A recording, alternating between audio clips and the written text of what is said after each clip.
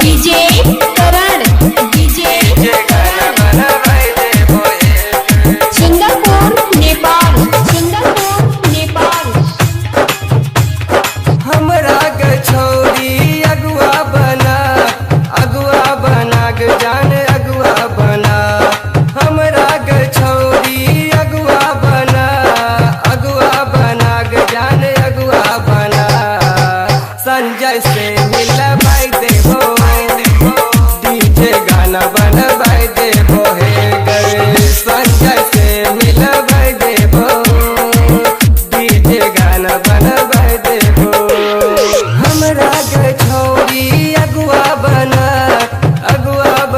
के जान अगुआ बना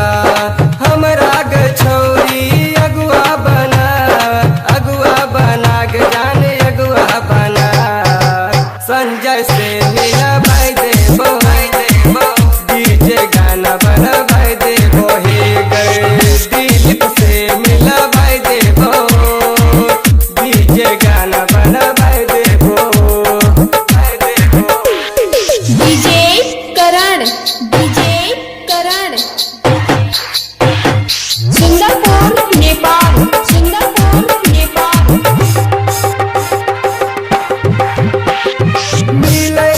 सिपल बाजार माधव से तोहर लगैबो जोगार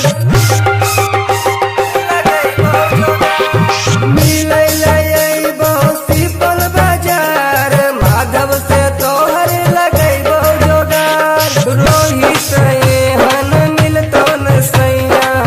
दुनिया में तुझे खोज ले रोहित एहन मिलतो न सैया दुनिया में जान खोज ले कन्हैया से मिलाई देबो